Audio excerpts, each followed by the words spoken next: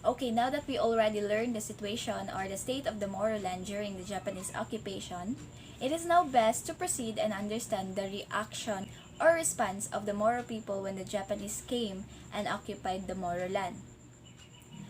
December 24, 1941, it was Christmas Eve, and nobody thought and expected that the Japanese would come and the war would reach the Moro land. Although they were aware of the developments of war in other parts of Asia and in the country, but they could not imagine that they'll be directly involved by it. So their initial reaction was a mixture of fear, surprised, and in shock, because who wouldn't, right? They were still struggling against the Americans and the Filipinos, then all of a sudden Japanese came. Another conflicting party na naman para sa kanila. Moreover, the Moro population was divided in its response to the Japanese. Some resisted and some cooperated. Some resented the Japanese presence, either secretly or openly supported the anti-Japanese guerrillas. In fact, one of the first people in the Moro land who showed their resistance against Japanese was Sultan of Sulu, Sultan Muhammad Jainal Abirin II. When the Japanese first landed in Hulu, December 24, 1941, they were met by the group of Sultan Abirin II. Unfortunately, their battle lasted for only 2 hours and Sultan Abirin group was defeated. And hindi pa doon nagtatapos. In revenge to his resistance, the Japanese burned his palace, slaughtered his cattle, and deposed him from the Sultanate. That is why the other parts of the Moro population, particularly those families with considerable land, felt obliged to cooperate. And yes, the issue of collaboration with the Japanese also bothered the Moros, not just the Filipinos in Luzon and Visayas. So Moro leaders also thought that it was better to cooperate with the Japanese rather than suffer the wrath and cruelty of the colonizers.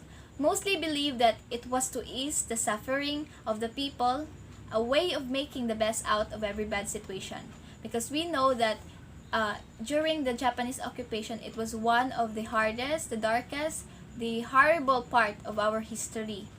So one of the Moro leaders now who actually cooperated with the Japanese was the Sultan of Ramain, Alaoya Alonto. He articulated his opinion in a letter to the American colonel who commanded the Mindanao guerrilla units.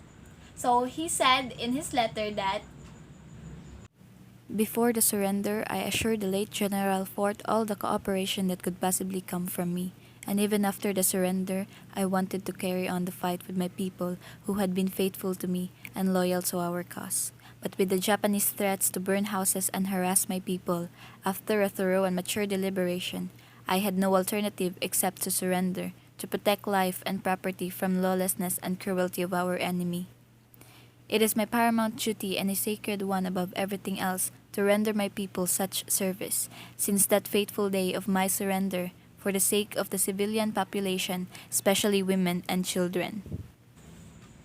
furthermore, it was said that the Sultan cooperated with the Japanese without injuring the Allied cause. Meanwhile, he sold rice to the enemy but then warned the guerrillas who attacked some of the shipments. Next, so these 5 datus also thought it was the best interest of their people to go along with the Japanese policies. They were confident that their people would not blame them for cooperating with the Japanese. Certainly, their point had been understood by their people, hence some of them were even elected to important offices after the war.